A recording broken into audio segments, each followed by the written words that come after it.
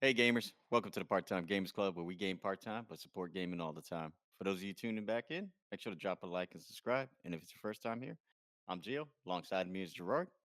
Mike's off for the day.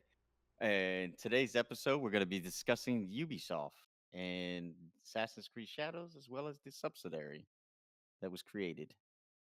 Let's get to it.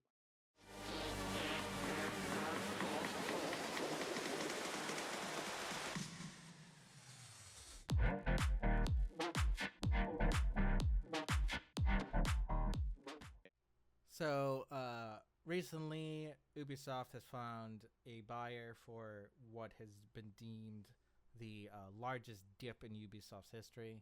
Uh, they have finally found the buyer of Tencent, who have given them $1 billion and basically sold off their intellectual properties of Assassin's Creed, uh, Rainbow Six, or Tom Clancy's Rainbow Six specifically, Mhm. and they've also sold off their not good product. I'm just lying. Far Cry? Dang. Far Cry. I look how you really feel. It's Far Cry's great, but like I couldn't get into it. But that's because, in my opinion, it's just like a realistic Elder Scrolls. So, Hmm, uh, Never played but it. Far Cry or Elder Scrolls. Either one. Okay. Either one. But yeah, so they sold off their three biggest properties, and that was for $1 billion to Tencent, with an additional 25% to Stake and ownership. stake in ownership of the company. What are your thoughts, Gio? As I have predicted this way in advance and have my own Mhm. thoughts. Well, it's funny because somebody commented on one of our old videos or shorts about that, and I think it's pretty funny that you kind of obviously they weren't trying to sell themselves at that point. They thought they were going to be in the clear, but obviously with all the backlash that came following Outlaws and Assassin's Creed Shadows, they realized quickly that it was not going to go the way they expected. So it's kind of interesting now that we're actually at the point where they are selling their IPs in a sense, creating this subsidiary company, which is eventually, I feel like that's going to be the end of Ubisoft, the brand Ubisoft. I feel like whatever this company that they're creating to hold those three IPs, so to speak, with Tencent is going to be the new name, which is why there's a lot of concerns with the Ubisoft team that is you could tell me I'm hearing that's an excessive amount of employees that they have, but 18,000 is Ubisoft's employees for a gaming company. That seems excessive. And one of the things they It's a said gaming was, company with a lot of IPs, as a heads up. Because like we yeah. only mentioned three, but they do have a lot of IPs. Well, that's the thing too. Do you think that's well? I'll get to you on that, but obviously they have a lot, and they have a lot of employees. Obviously, there's a lot of concern now because the employees are starting to realize, you know, Ubisoft has been real careful on their verbiage and the gaming journalists and stuff like that, trying to make Assassin's Creed Shadows seems like it's been a success.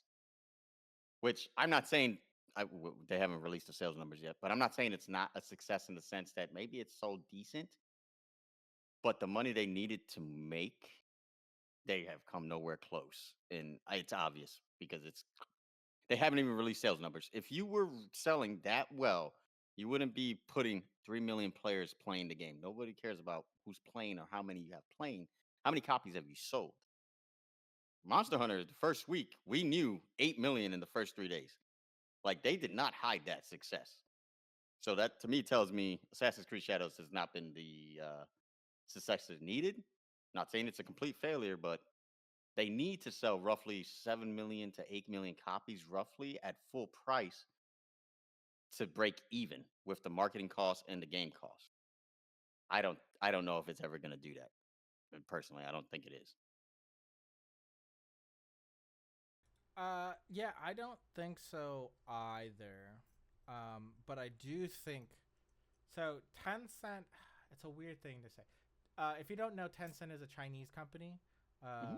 and they actually own partnerships or percentages of very important companies. They own percentages of Riot as well, Yeah, that's how I and know them. get Hoyoverse. There we go. Uh, so they are very they have a lot of success stories. So Hmm. I'm not surprised that the only things that were sold were the successful game titles or like the biggest ones. And I do, funny enough, I do actually do have a little bit more faith in Tencent's abilities than Ubisoft. Not to say I do think this is the end of Ubisoft culture as a whole. Um, because once you sell to Tencent, the primary focus is money, and it will never be morality. So we will see the end of the DEI in Ubisoft games, but it also will be the end of player focused narrative. It's going to be what I would call the Blizzard effect, where like Hmm. everything they do will always have monetary purpose. Will Hmm. they like, oh, we have a free weekend? It's not because they want more people to play the game. They want more people to be addicted to the game. They're not gonna have a whole bunch of sales for their games anymore. They're not going. They're gonna be adding more monetary things, and they're just gonna make Tencent will make sure the gameplay is good, because as long as the gameplay is good, people will continue to play the game. If you have more people continue to play the game, all the monetary things you add to the game will feel like not necessary, but feel just a part of the game rather than pushed into your face. I have something. So touching on that, and I want to hear your opinion on it because I heard something basically that I don't know if it's Tencent, but there's been known Chinese companies to buy up Western developers.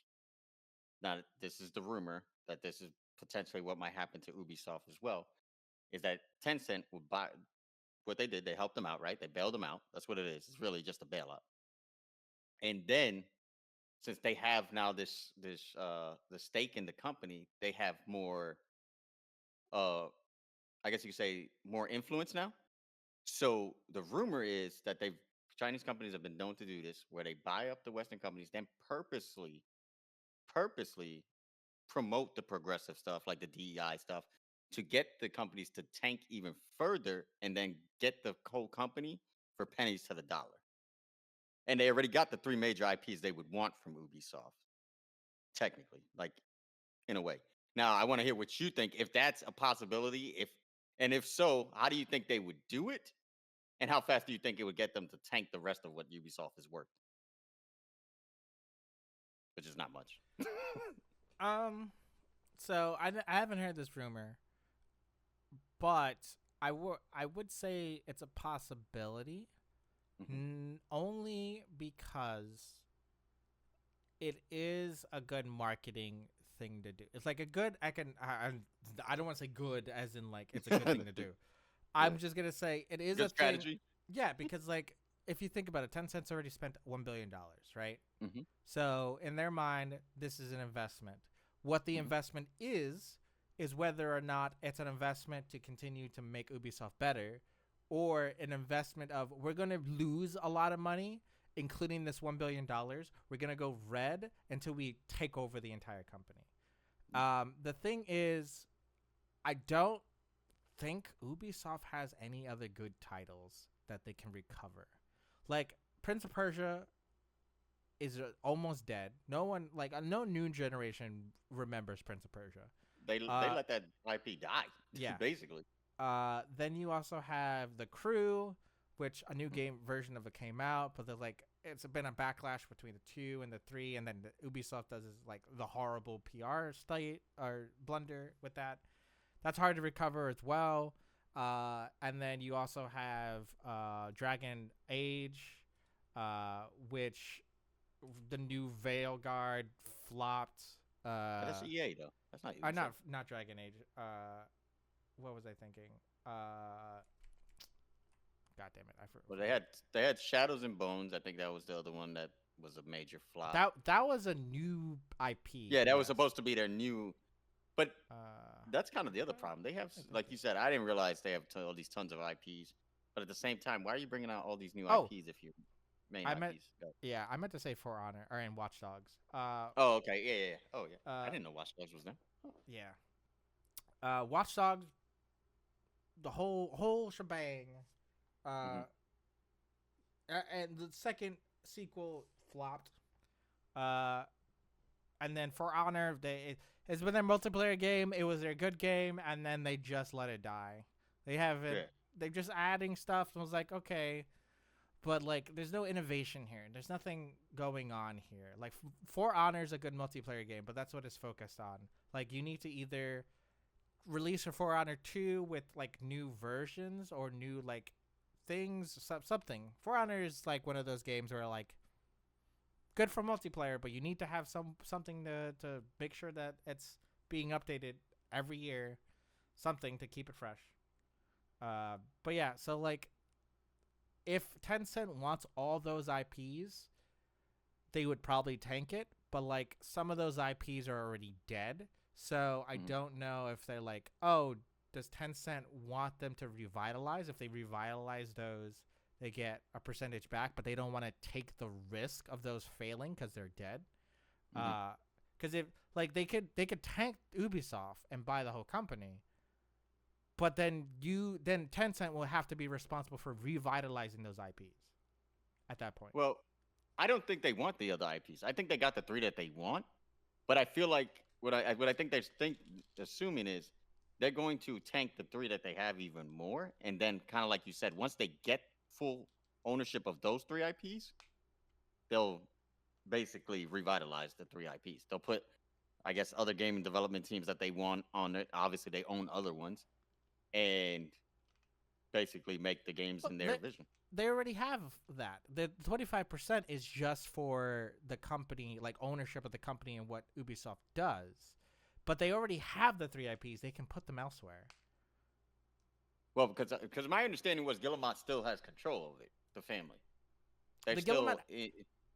Oh Go no, ahead. continue. No, I was gonna say Guillemot does have control over the Ubisoft, uh, the Ubisoft as a company, Hmm. but those IPs were sold completely. Oh, okay. So Tencent owns them. Yes, Tencent owns the IPs, but the Ubisoft itself Hmm. still is its own proprietary, but Tencent owns a large amount of shares of Yeah. Ubisoft. Yes, Like they're a major shareholder in a sense now, kind of deal. yes, yes, basically.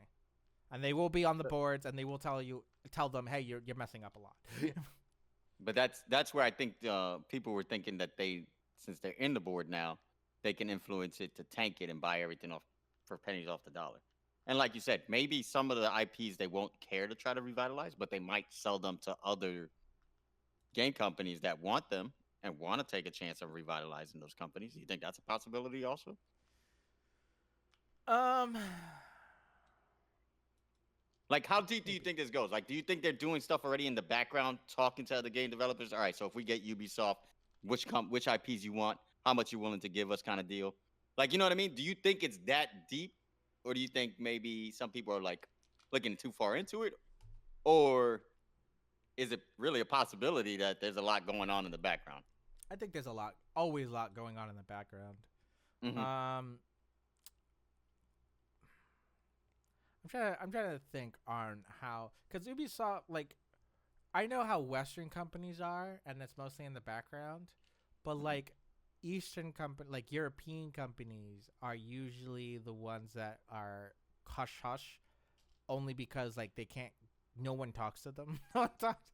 So, Well, uh, Ubisoft is European. They're talking to everybody right now. they're trying to, and it's very Yeah. we know that they've put out to everyone out because they said it like full blast, like, hey, does anyone buy us?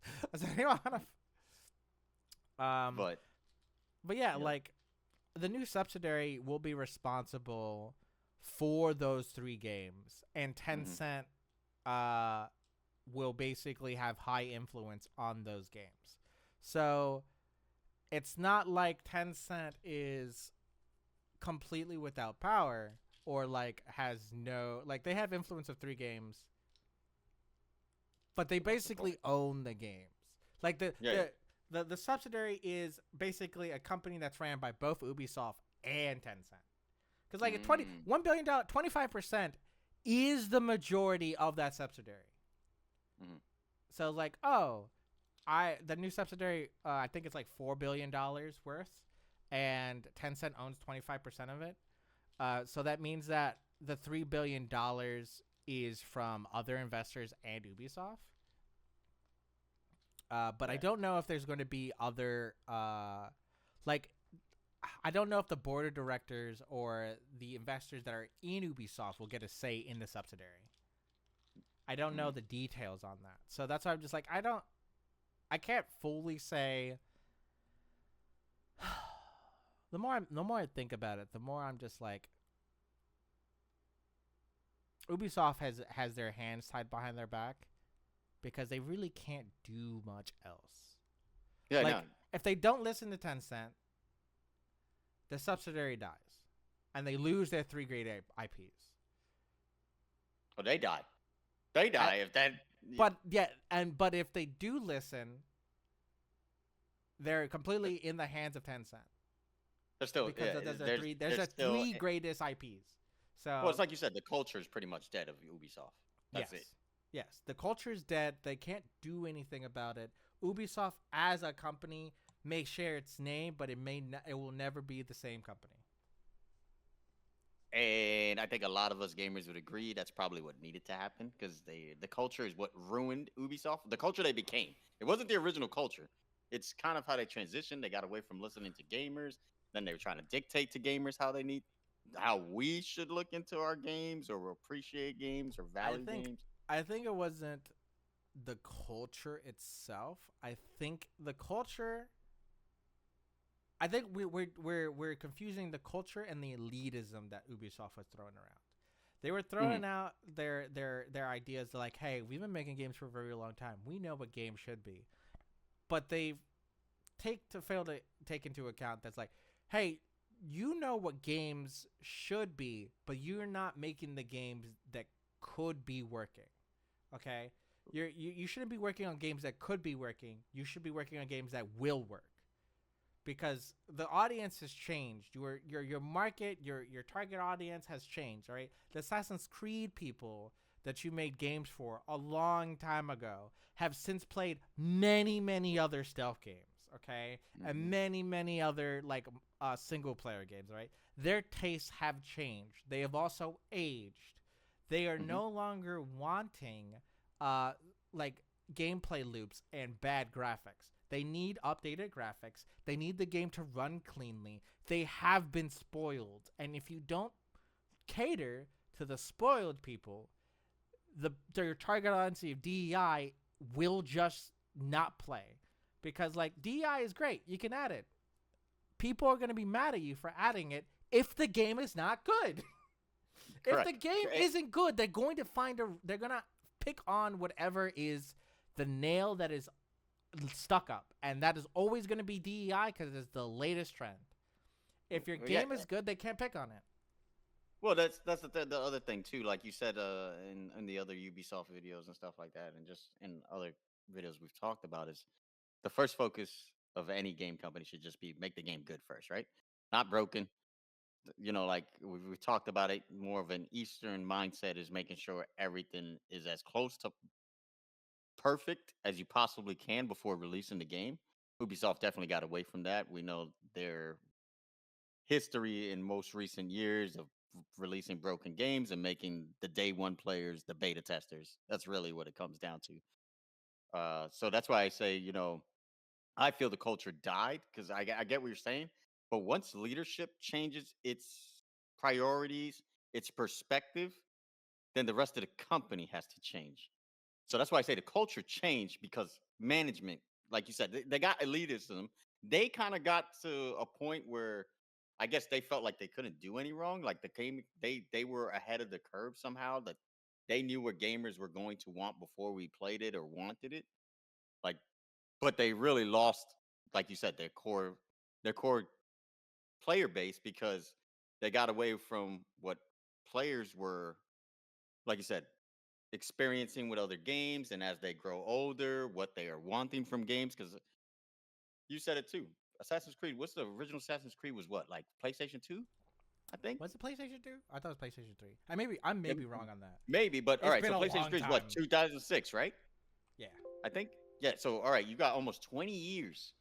So if they were 10, 11 years old, 20 years, now they're in their 30s and stuff like that.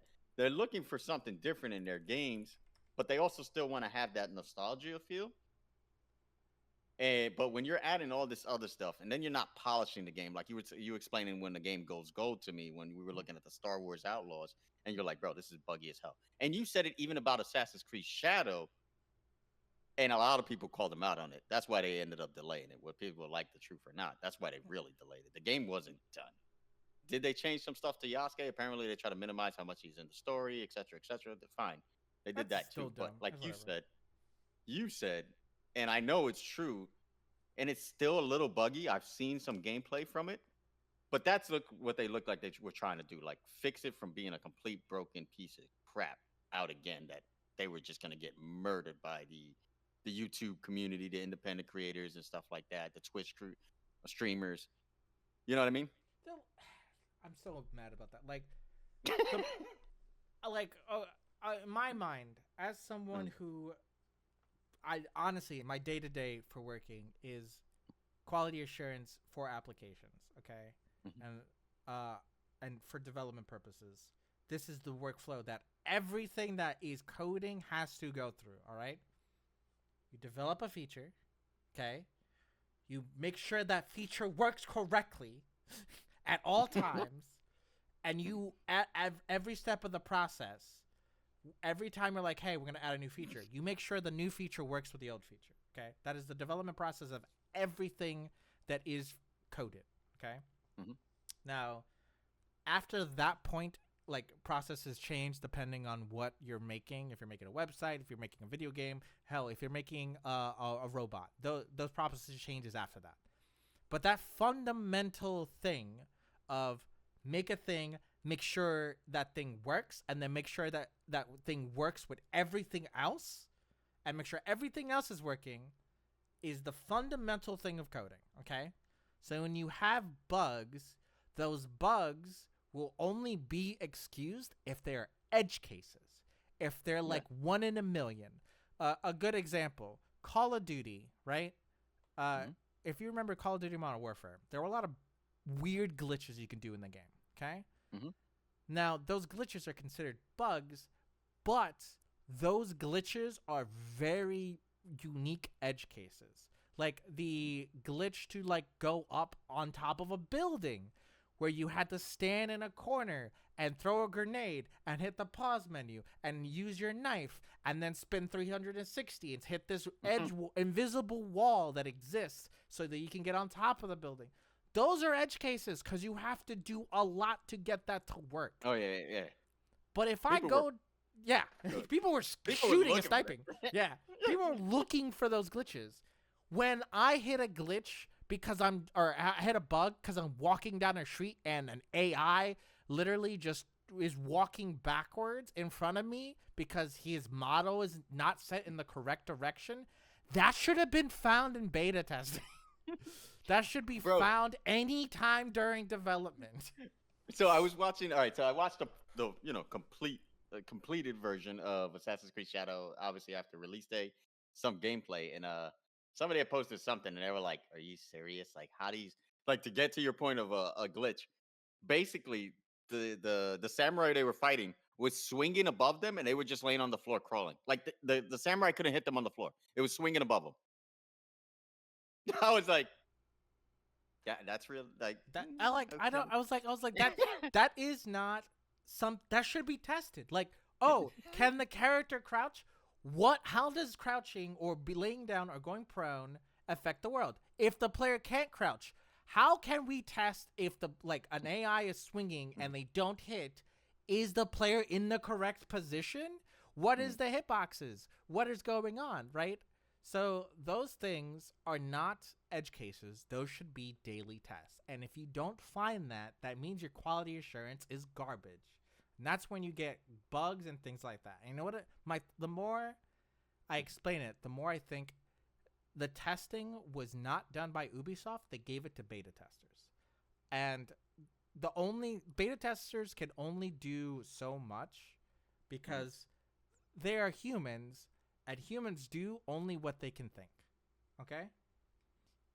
the developers should know everything that is available to the player. Beta testers are only going to do what they know they can do as a player. They're not devs. They're learning what they can do. Devs are responsible to test all the scenarios that a player can do because they have developed all the things a player can do. So I think testing, like outsourcing testing to beta testers, has been like an old way, a very outdated way to test video games. And beta testing should be not testing the functionality of the game. Beta testing should be done to figure out if the game is fun. Mm-hmm. Figure out if the current game is fun, not to find bugs. Okay? That's not what beta testing should be for. Well, I want to tell you something funny because you were saying like the quality assurance. I was gonna say, apparently there was 3,000 people that worked on Assassin's Creed Shadows. So I don't know how big of a team they needed to figure out these bugs, but that's why the credits take almost 2 hours. So here's my question. You have 18,000 players, or 18,000 employees, and you have 3,000 of them working on Assassin's Creed Shadows. And the first reveal is trash, right? How do you not have pull people from other departments to go fix Assassin's Creed? I think that got fluffed up when the backlash came. I think the extra hands that they pulled was during the backlash. I don't think those was originally 3,000 from the beginning working on it. You know what I mean? I feel like they started to pull people from the other projects once they realized, oh, this might not go, or this isn't going to go the way we were hoping. The general consensus is Ubisoft has prioritized the wrong things, because if you bring up the count of people to 3,000, even if it's a fluffed up number, to develop Assassin's Creed Shadows after the backlash, but like games that are successful like Watch Dogs have only 1,000 people, that means that your priorities are messed up or your development process is wrong. In either of those cases, those can be fixed after you know the problem. And if you got backlash, you should be looking at one of the two. If you don't fix the problem of one of those two, you're going to still end up with a bad game. And I'm hoping that they increase their 3,000 because they thought their development cycle was messed up. And then that it still came out to be a flop. They should realize that it was the other one that was a problem and that they have their priorities mixed up. That's where it is. The priorities. That's what Ubisoft's problem. The priority is not the players. It's not the players. Yes. No, it's got to be, because, like you said, it doesn't make sense, because this seems to be a trend with Ubisoft. They've had flop after flop after flop with all these titles that they've invested stupid amount of money, and they have really nothing to show for it. And it's not like, I know the Ubisoft fans get in their feelings, and it's like, do they have fans anymore? Because I think their fans are just quiet. No, at they this do. point. They do. No, they do. Like, they were celebrating Assassin's Creed Shadows like it did something, but it didn't. Because but the reality is, bro, the problem is the Guillemot family. That is the problem. When I told you when we first talked about Ubisoft last year, I said there has to be a managerial change. Has to be. It starts from the top. As long as the Guillemot family is in charge, it's going to continue. That's why I brought up the Tencent thing to you, because I feel like if Tencent gets rid of the Guillemot family, maybe we'll start to see these IPs become something like go, as they say, the gaming journalist said about Crass's Shadows, is a return to form, which the game didn't. But you can't return to form if you have two different protagonists that you can play through. Return to form would be making it not combat focused, but making it assassin focused, making it more of a stealth game, making it more like. Funny enough, in my opinion, the last good Assassin's Creed game was Black Flag, and it wasn't because of the assassin focus thing. Is that, and this is gonna be something I say, that's good, definitely a hot take. I just like the ability to like customize something in a game that is a part of the game. aka in Black The Flag, ship. you get a ship. You get a ship Hmm. that you can customize and make it really cool and everything like that. And In go my to war opinion, with it, right? yeah, you can go to war with it. Is that what Black Flag, or excuse me, Assassin's Creed is all about? No, Assassin's Creed is not that about that at all. But it was a cool feature. But it definitely should. It's not an Assassin's Creed thing, and I think they learned the wrong lesson there. I think they Mm. learned, hey, more people want combat focused things because they love the ship. It's like, no, we just like customizing and owning something. Yeah. Like in Assassin's Creed 1 and 2 and 3 and even like Brotherhood and things like that, you were able to like, oh, I get a house or I get a place or a village or villa and things like that, and I can customize it over time. I can invite people there, right? That was a good like part of Assassin's Creed, or excuse me, Assassin's Creed 1 you didn't have that, but Assassin's Creed 2 and onward you did. And that was the customization gave something extra to Assassin's Creed players, Hmm. but it wasn't the core gameplay of Assassin's Creed. It was an Hmm. extra feature that we liked, but the core gameplay will and always be assassinations and stealth missions. Okay? Hmm. It will never be combat focused. Combat, if you were in combat in Assassin's Creed 2 or Assassin's Creed 1, you did something wrong. Well, You did something wrong and you should run away. here's what you said though too. Like the core of Assassin's Creed, at its core, is supposed to be a stealth game. Yes. But how do you expect to draw your core audience when your stealth mode is broken? Yeah. We saw it in Outlaws. We see it in Assassin's Creed Shadows. They try to say, "Oh, it's all this great game." That's not what Assassin's Creed is at its core. What it's supposed to be is a stealth game. We're looking for a Metal Gear Solid, a Splinter Cell. That is what it is in its core. It's supposed to be stealth. Splinter Cell is also a Tom Clancy game that they've dropped for hard. Yeah. Well, was that Ubisoft that originally made? That's Ubisoft as well. Oh, you see, I don't know what I, happened. I don't know what happened. they can't do stealth games anymore. Obviously, they lost their stealth game development department. They're like the stealth game queues like said peace, and they went to do Thief or something. I don't know. Because you might be right. They might have lost their head developers. Maybe went on to other game companies. Maybe they started their own development teams. Um, but yeah, they clearly lost somebody that really or I a group of people that really helped you influence know those what games. I think it is. I think they expect that Assassin's Creed, and this is like actually, you know what? I'm gonna broaden it down. I think Mm. they want to get away from the stealth genre because it's a very not cliche, excuse me, a niche genre because there's a small community for stealth. Like, let's be honest, a lot of people want to play action games. Not a lot of people want to play stealth games. In my opinion, if the core gameplay is stealth, you can't go away from that. If you want to go Mhm. away from that, make a different game.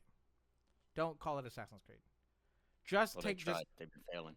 yeah, just take the L that that game has a small community and Mhm. just cater to that community because they will be loyal.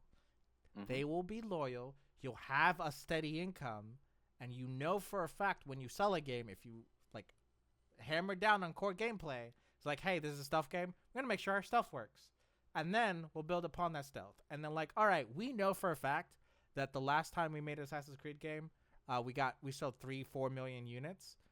Mhm. Just go with that mindset. It's like, hey, we're gonna as long as we make sure we hit stealth, or our core gameplay loop is good and the same, or at least built upon the original, we'll hit that community again and be successful for all Mhm. intents and purposes. If you try to change the core gameplay of a game, you can't. It's going to be in my weirdest words I can think of, flux.